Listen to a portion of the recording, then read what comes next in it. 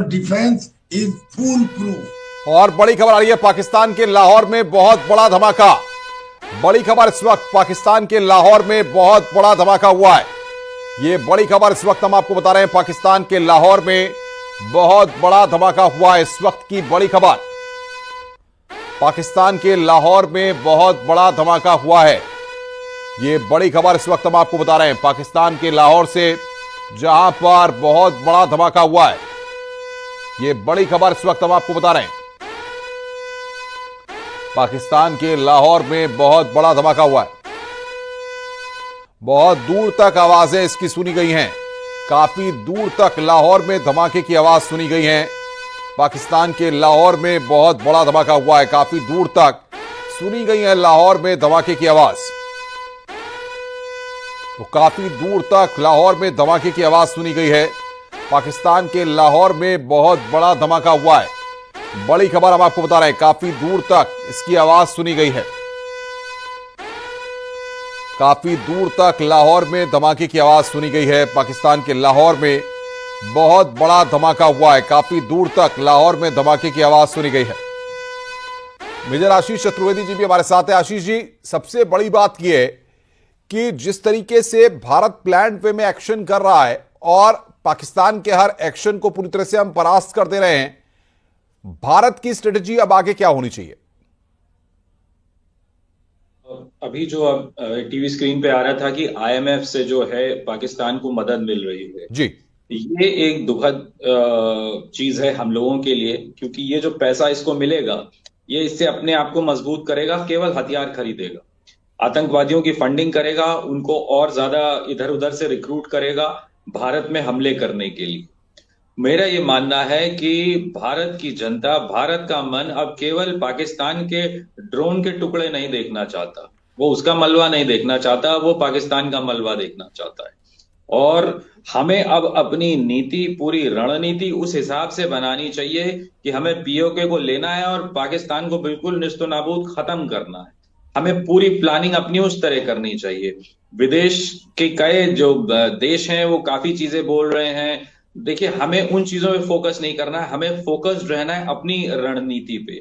आज मुझे उम्मीद थी कि जब बलूचिस्तान ने भारत से मांग करी है कि उसको एक इंडिपेंडेंट देश के रूप में मान्यता दे, मुझे लगता है भारत को उसमें पहल करनी चाहिए थी। वो एम्बेसी के लिए जगह मांग रहे हैं, उनको एम्बेसी के लिए जगह देनी चाहिए थी। इससे आप बलूचिस्तान के जो लड़ाके हैं, बलूचिस्तान लिबरेशन आर्मी है, उसको आप मनोबल बढ़ाएंगे, उसको आप सहायता कीजिए, उससे आपको भी फायदा है, क्योंकि हम दोनों का दुश्मन तो एक ही है, पाकिस्तान। तो हमें बलूचिस्तान की कहीं ना कहीं इस तरह खुल के मदद करनी चाहिए, कोई जो हमें उसे आइडेंटिफाई करना है एक इंडिपेंडेंट देश के रूप में, क्योंकि 70 साल से पाकिस्तान ने उस पर कब्जा किया हुआ है, जैसे पाकिस्तान ने पीओके पे कब्जा किया हुआ है। तो हम कुछ गलत नहीं कर रहे हैं, ये एथिकली बिल्कुल सही है और इसको यूएन में कोई देश हमारा जो है अपोज नहीं करेगा। लोग करते भी हैं कुछ, तो करने दीजिए, लेकिन हमें। और ये लाहौर की तस्वीरें इस वक्त आ गई है, मैं आशीष जी रोक रहा हूं आपको, ये तस्वीरें इस वक्त हम आपको दिखा रहे हैं। लाहौर में जो बहुत बड़ा धमाका हुआ है उसकी तस्वीरें इस वक्त हम आपको दिखा रहे हैं। काफी दूर तक ये आवाजें सुनी गई हैं। इस वक्त तस्वीरें आपकी स्क्रीन पर लाहौर से, पाकिस्तान के लाहौर से इस वक्त हम तस्वीरें दिखा रहे हैं, जहां पर बहुत दूर तक आवाजें सुनी गई हैं। ये बड़ी खबर इस वक्त हम आपको बता रहे हैं, पाकिस्तान के लाहौर में बड़ा धमाका हुआ है। इस वक्त की बड़ी खबर हम आपको बता रहे हैं, पाकिस्तान के लाहौर में बड़ा धमाका यहां पर हुआ है। आशीष जी, आप अपनी बात को पूरा कीजिए। हाँ, तो मैं यही कह रहा था कि अब जैसे जो पैसा पाकिस्तान को मिलेगा, तो हमने प्रयास भी किया, लेकिन हमें शायद अभी भी प्रयास करना चाहिए कि आईएमएफ को हम किसी तरीके से रोकें, और क्योंकि ये पैसा हमारे ही खिलाफ इस्तेमाल होने वाला है। मुझे ऐसा लगता है कि जल्द से जल्द कार्रवाई करनी चाहिए, क्योंकि अब जब हमें मालूम है कि उसको ये पैसा मिलने वाला है, तो हम उसको इतना वक्त क्यों दें कि वो इस पैसे से हथियार खरीदे, आतंकवादियों को फंडिंग करे और वो फिर हमारे खिलाफ इस्तेमाल हो, जब हमें पता है होना तो यही है। तो अब हमें जो है जरा कार्रवाई को बढ़ाना है और जल्दी करना है, और इस बार कोई समझौता। और बड़ी खबर जम्मू से, सुचेतगढ़ में हथियार, यहां पर बड़ी खबर आ रही है, सुचेतगढ़ से पूरे इलाके में घेराबंदी कर तलाशी अभियान शुरू किया गया है। आरएसपुरा सेक्टर में है सुचेतगढ़ बॉर्डर, 4 संदिग्ध हथियार के साथ दिखे हैं। सुचेतगढ़ इलाके में टेरर ऑपरेशन की आशंका, पूरे इलाके में घेराबंदी कर तलाशी अभियान शुरू किया गया है। बड़ी खबर यहां पर हम आपको बता रहे हैं, आरएसपुरा सेक्टर में है सुचेतगढ़ बॉर्डर। हथियार के साथ दिखे हैं 4 संदिग्ध। ये बड़ी खबर इस वक्त हम आपको बता रहे हैं। सुचेतगढ़ इलाके में टेरर ऑपरेशन की आशंका, पूरे इलाके में घेराबंदी कर तलाशी अभियान शुरू किया गया है।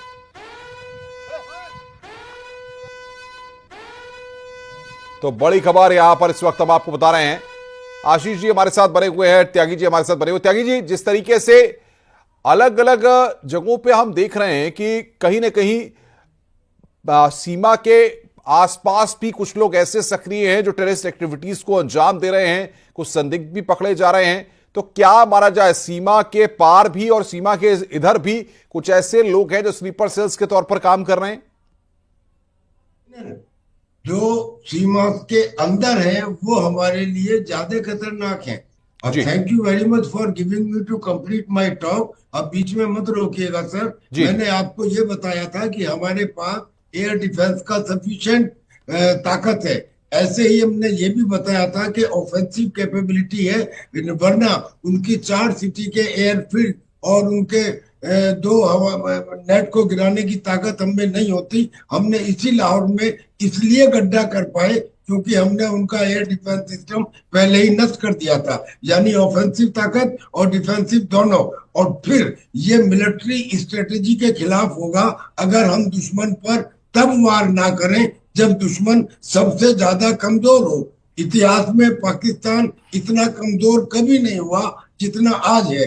बलूचिस्तान को बिल्कुल सिक्का, हमें बलूचिस्तान को मॉरल सपोर्ट देनी चाहिए। और वहां के लोग तो ये कह रहे हैं। और सर मैं रुक रहा हूं, माफी चाहता हूं आपको, एक बड़ी खबर आ गई है। लूनी और सियालकोट में लॉन्च पैड तबाह किया गया है। बड़ी खबर यहां पर बता रहे हैं, सियालकोट में पाकिस्तानी लॉन्च पैड तहस नहस किए गए हैं। बीएसएफ ने पाकिस्तान के लॉन्च पैड पूरी तरह तबाह किए हैं। लूनी और सियालकोट में लॉन्च पैड तबाह किया गया है। बड़ी खबर। त्यागी सर, क्या कहा जाए, लगातार लॉन्च पैड तबाह किए जा रहे हैं, आप अपनी बात को पूरा कीजिए।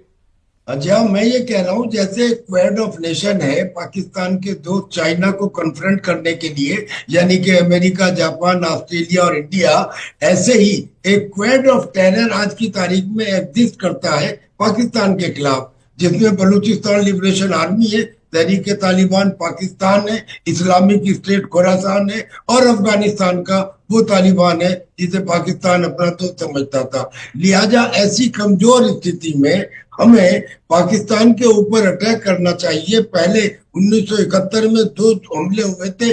अब मैं कहता हूं ये 4 हमले, 4 इसका टुकड़े होने जो है वो अवश्यंभावी है। और अगर अब भी हम नहीं करते हैं इस स्थिति में, तो मैं समझता हूं कि ये हिंदुस्तान की कमजोरी माना जाएगा। अब जो ये स्टेटमेंट आते हैं आर्मी की तरफ से, उनसे रिक्वेस्ट है आप ये ना कहें कि हम measured, proportionate, non escalative action देंगे। मैं कहता हूं कि अब डिस्प्रोपोर्शनेट, मैसिव और एस्केलेटरी स्टेप लिए जाएंगे। Now we are in a position, और अगर ताकत में रहने के बाद भी हम पीछे हटें तो फिर कुछ दिनों बाद ये बिल्कुल सर, मैं आऊंगा आपके पास। अनूप गुप्ता हमारे सहयोगी हमारे साथ बने हुए हैं। अनूप जी, क्या जानकारियां मिल पा रही हैं बैठकों को लेकर के? लगातार सरकार के स्तर पर कई बैठकें हो रही हैं, 10:30 बजे एमईए की प्रेस कॉन्फ्रेंस भी होनी है, इसको लेकर क्या अपडेट? देखिए अनुपम, बता दूं कि 10:30 बजे ही जो है वो एमईए और डिफेंस सेना के अधिकारियों के द्वारा प्रेस कॉन्फ्रेंस की जाएगी। और जिस तरीके से पिछले 24 घंटों में पाकिस्तान ने उकसाने वाले कदम उठाए हैं, जिस तरह से न केवल ड्रोन से बल्कि जिस तरह से मिसाइल हमले करने की कोशिश पाकिस्तान लगातार कर रहा है, उस सारी बातों की जानकारी आज एमईए और सेना के अधिकारियों के द्वारा दी जाएगी। दूसरी तरफ आपको बता दूं कि साउथ ब्लॉक में तीनों सेनाध्यक्ष पहुंच चुके हैं और थोड़ी देर के बाद रक्षा मंत्री राजनाथ सिंह पहुंचेंगे और जो पिछले रात को जिस तरह से घटनाक्रम घटी है उस पर चर्चा की जाएगी, उसकी जानकारी दी जाएगी। लेकिन एक बात बता दूं अनुपम कि जिस तरीके से पाकिस्तान अपने नापाक इरादों के साथ भारत पर हमले की कोशिश कर रहा है, भारतीय सेना माकूल और मुंहतोड़ जवाब दे रही है और एक के बाद एक उनके सारे जो हमले हैं उसको नाकामयाब किया जा रहा है, क्योंकि हमने देखा कि किस तरीके से फतेह 2 एक लॉन्ग डिस्टेंस मिसाइल है उसका इस्तेमाल पाकिस्तान ने किया उनके टारगेट में। कहीं ना कहीं देश की राजधानी थी, लेकिन जिसे पूरी तरह से न्यूट्रलाइज कर दिया गया। यानी कुल मिलाकर के पाकिस्तान फ्रस्ट्रेशन में, पाकिस्तान बौखलाहट में लगातार कार्रवाई कर रहा है। क्योंकि देखिए अनुपम, भारत ने तो साफ कर दिया था कि उनकी लड़ाई जो है वो आतंकवाद के खिलाफ है, लेकिन पाकिस्तान अपने आतंकी आकाओं को खुश करने के लिए अपना आपा खोती जा रही है। और जिस तरीके से हमने देखा कि लगातार वो सिविलियन जगहों पर अटैक करने की कोशिश लगातार किया जा रहा है, जिस तरीके से आपने भी तस्वीरों के माध्यम से दिखाया है कि किस तरीके से जम्मू कश्मीर के कई इलाकों में उन्होंने ड्रोन से सिविलियंस पर हमला किया है। ये वाकई एक कायरतापूर्ण एक्ट है जो पाकिस्तान की तरफ से किया जा रहा है। दूसरी तरफ बता दूं कि इंटरनेशनल स्तर पर एक तरह से लगातार जो कई देश हैं वो इस तरह की जो पाकिस्तान कर रहा है उसकी भर्त्सना की जा रही है, उस पर दबाव बनाया जा रहा है। तो कुल मिलाकर के 10:30 बजे का इंतज़ार होगा जब आधिकारिक रूप से सेना और विदेश मंत्रालय की तरफ से ये बताया जाएगा कि पिछले 24 घंटों में पाकिस्तान ने क्या क्या किया और भारतीय सेना किस तरीके से उस पर जो है वो कार्रवाई की है। जी बिल्कुल, लेकिन सबसे बड़ी बात यह है कि ये पाकिस्तान की तरफ से जिस तरीके से नापाक हरकतें की जा रही हैं, भारतीय सेना उसका जबरदस्त मुंहतोड़ जवाब दे रही है। बिल्कुल, देखिए पाकिस्तान के हर जो कार्रवाई है और उसका मुंहतोड़ जवाब जो है भारतीय सेना अपने तरीके से दे रही है। जिस तरीके से उनके 4 एयरपोर्ट को भारी नुकसान भारतीय सेना ने पहुंचाया है, उनके एयर डिफेंस सिस्टम को नुकसान पहुंचाया है। देखिए भारतीय सरकार, भारतीय सेना पहले से साफ कर चुकी है कि अगर किसी भी तरीके से उकसाने वाले कदम पाकिस्तान उठाता है तो उसका जवाब उसी तरीके से यानी कि मुंहतोड़ तरीके से दिया जाएगा जो हम लगातार देख रहे हैं। पहले पाकिस्तान के तरफ से ड्रोन से हमले किए जा रहे थे, लेकिन जिस तरीके से मिसाइल का इस्तेमाल किया गया है, जाहिर सी बात है अनुपम कि ये भारत कतई बर्दाश्त नहीं करेगा और भारत तो उसी तरीके से उसी लहजे पर पाकिस्तान को जवाब दे रहा है। और जिस तरीके से हमने देखा कि बौखलाहट जो है पाकिस्तान के अंदर बहुत ज़्यादा बढ़ गया है, क्योंकि अगर आप हमला करोगे तो फिर आप हमला झेलने के लिए भी तैयार रहो। यही वजह है कि वहाँ के लोगों में सरकार के प्रति, सेना के प्रति बहुत रोष दिख रहा है। और यही वजह है कि जो पाकिस्तानी प्रधानमंत्री हैं उन्होंने एक इमरजेंसी बैठक भी बुलाई है। बिल्कुल अनूप, आप बने रहिए हमारे साथ। मेजर आशीष चतुर्वेदी जी हमारे साथ बने हुए। आशीष जी, सवाल सबसे बड़ा ये होता है कि अगर इसी तरीके से जो स्थितियां आज हम देख रहे हैं कि 24 घंटे, 48 घंटे, 72 घंटे इसी तरह की स्थितियां बनी रहती हैं और अंतर्राष्ट्रीय स्तर पर जिस तरीके से पाकिस्तान पर जो दबाव बनाने की कोशिश की जा रही है, आपको लगता है कि कुछ असर दिखेगा? पाकिस्तान क्या पैर पीछे खींच लेगा? ऐसा होना ही नहीं चाहिए। मैं चाहता ही नहीं कि पाकिस्तान अपने पैर पीछे खींचे। ये तो हमारे लिए बहुत बड़ी हार हो जाएगी। यकीन मानिए बहुत बड़ी हार हो जाएगी भारत के लिए कि पाकिस्तान फतेह मिसाइल भी दाग ले, ड्रोन अटैक भी कर ले, आतंकवादी हमले भी कर ले और फिर कहे चलो ठीक है यार, सब ठीक है, अब जो हो गया उसे भूल जाओ। क्या भारत यही चाहता है? या भारत में बैठे जो सरकार चला रहे हैं वो यही चाहते हैं कि यही सुनना चाहते हैं? नहीं, पाकिस्तान कहने नहीं, अब जो हो गया ठीक है, अब हम पे बहुत दबाव है और हम जो है अब कुछ नहीं करेंगे, और भारत कहेगा ठीक है अब आगे से कुछ मत करना। क्या यही सुनना चाहते हैं? मुझे तो नहीं लगता कि इस देश की जनता या जो लोगों ने अपने लोगों को गंवाया है या जो सरहद पे खड़े हुए हैं वो ये सुनना चाहते हैं कि नहीं। तो इस तरीके की बातें मुझे लगता है कि हमें ऐसी बातें ही नहीं करनी चाहिए। हमें सिर्फ एक लक्ष्य है हमारा कि पाकिस्तान खत्म होना चाहिए और सारी रणनीति उसी पे होनी चाहिए। कई बार मैं सुनता हूं, विदेश मंत्री के बयान सुनता हूं, पाकिस्तान हमें उकसाए नहीं। अब और क्या करे भाई पाकिस्तान आपको उकसाने के लिए? वहां से 2 गवाह खड़े करके एफिडेविट पे लिख करके भेजे कि नहीं हम तुमको उकसा रहे हैं। अब और क्या बचा है उकसाने के लिए? ड्रोन अटैक हो रहे हैं 400-400, मिसाइल दागी जा रही हैं। जी 70 बिल्कुल, साल मैं से आ रहा हूं लोग- आशीष जी आपके पास। गुजरात के कच्छ जिले में आज सुबह पाकिस्तान की ओर से आए ड्रोन हमले को भारतीय सुरक्षा बलों ने नाकाम कर दिया है। भुज के पास 3 ड्रोन देखे गए, उसकी तस्वीरें हम आपको दिखा रहे हैं जिन्हें मार गिराया गया। हमले के बाद भुज, अबडासा और आदिपुर इलाकों में सायरन गूंजने लगे हैं। सुरक्षा एजेंसियों और पुलिस ने तुरंत घटनास्थल पर पहुंचकर इलाके को घेर लिया और सड़कों को ब्लॉक कर दिया गया है। जानकारी के मुताबिक सभी ड्रोन पाकिस्तान की तरफ से भेजे गए थे।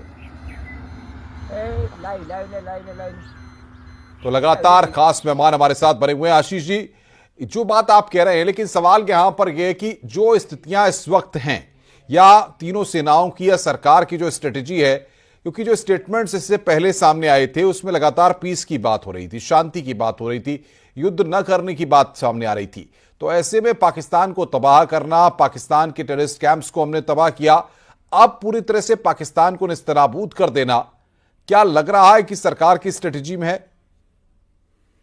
मुझे अभी तक तो नहीं लग रहा। जो अभी तक जो, क्योंकि हमेशा स्टेटमेंट ये आता है कि हम इसको एस्केलेट नहीं करना चाहते, हम पे थोपा जाएगा।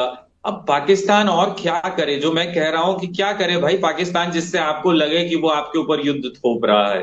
ये तो जयशंकर ही बता पाएंगे कि उनको लग ही नहीं रहा है अभी भी कि पाकिस्तान जो है वो हमारे ऊपर युद्ध थोप रहा है। और क्या करे पाकिस्तान? सीधे मुनीर को फोन करके पूछ लें उनसे कि भाई क्या ऐसा मुनीर करे कि जब जो है जयशंकर जी को लगने लगेगा कि जो है युद्ध अब जो है अनिवार्य हो गया है। युद्ध इतना कुछ हो रहा है, उसके बावजूद हम ऐसी बातें कर रहे हैं। हमारे सिविलियंस को टारगेट किया जा रहा है, मिसाइलें दागी जा रही हैं। बड़ी खबर यहां पर आ रही है, सेना प्रमुखों के साथ अहम बैठक राजनाथ सिंह की। अपने आवास से निकले रक्षा मंत्री राजनाथ सिंह, ये बड़ी खबर हम आपको बता रहे हैं। सेना प्रमुखों के साथ अहम बैठक, अपने आवास से निकले हैं रक्षा मंत्री राजनाथ सिंह। ये बड़ी खबर, सेना प्रमुखों के साथ अहम बैठक करेंगे राजनाथ सिंह। ये बड़ी खबर इस वक्त हम आपको बता रहे हैं। अपने आवास से रक्षा मंत्री राजनाथ सिंह निकले हैं, ये बड़ी खबर इस वक्त हम आपको बता रहे हैं। अनूप गुप्ता इस वक्त बातचीत करने के लिए हमारे साथ बने हुए हैं। राजनाथ सिंह अपने आवास से निकले हैं, तीनों सेना प्रमुखों के साथ बैठक करेंगे। अनूप जी, क्या जानकारी मिल पा रही है? देखिए, जिस बात का हम जिक्र कर रहे थे, तीनों सेना अध्यक्ष जो हैं वो साउथ ब्लॉक पहुंच चुके थे और अभी अभी रक्षा मंत्री राजनाथ सिंह अपने आवास से निकल करके साउथ ब्लॉक जा रहे हैं। अपना उनका जो दफ्तर है वहां जा रहे हैं और जो सूत्र बता रहे हैं कि उसके बाद तीनों सेना अध्यक्षों के साथ उनकी चर्चा होगी, उनकी बैठक होगी। जाहिर सी बात है कि पिछले 12 घंटा, सही मायने में अगर कहें तो पिछले 12 घंटा जो है वो बहुत ही महत्वपूर्ण रहा है, क्योंकि जिस तरीके से पाकिस्तान ने हरकतें की हैं, जिस तरीके से पाकिस्तान ने न केवल ड्रोन से हमला किया है बल्कि मिसाइल का इस्तेमाल किया है, जिस तरीके से कह सकते हैं कि लगातार जो है वो पाकिस्तान के तरफ जो उकसाने वाले कदम है उसको बढ़ाया जा रहा है, तो जाहिर सी बात है कि तीनों सेना अध्यक्षों के साथ रक्षा मंत्री चर्चा करेंगे, मंथन करेंगे। पहले तो जानकारी लेंगे कि क्या क्या घटनाएं घटी है और उसके बाद उसका विश्लेषण करके संभावना है कि जिस तरीके से कल प्रधानमंत्री नरेंद्र मोदी को सारी बातों की ब्रीफिंग दी गई थी, तो आज भी इस तरह की बैठक जो है वो एक्सपेक्ट कर सकते हैं। संभावना है कि इस तरह की बैठक होगी, क्योंकि देखिए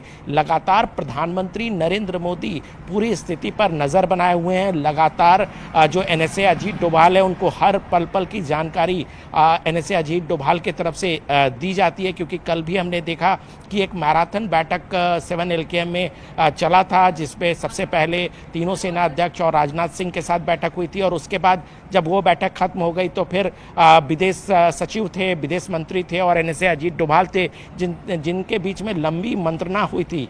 यानी प्रधानमंत्री नरेंद्र मोदी पूरी स्थिति पर नज़र बनाए हुए हैं और अब से थोड़ी देर बाद जब रक्षा मंत्री राजनाथ सिंह की अध्यक्षता और इस वक्त जम्मू सेक्टर से बड़ी खबर आ रही है, BSF ने पाकिस्तानी रेंजर्स की चौकियों को तबाह किया है। तो बड़ी खबर हम आपको बता रहे हैं, पाक की गोलीबारी के बाद भारत भी लगातार कार्रवाई कर रहा है। सियालकोट में आतंकी लॉन्च पैड को BSF ने तबाह किया है, लूनी में भी आतंकी लॉन्च पैड को पूरी तरह से तबाह किया गया है। तो BSF की यानी बॉर्डर सिक्योरिटी फोर्सेस की तरफ से ये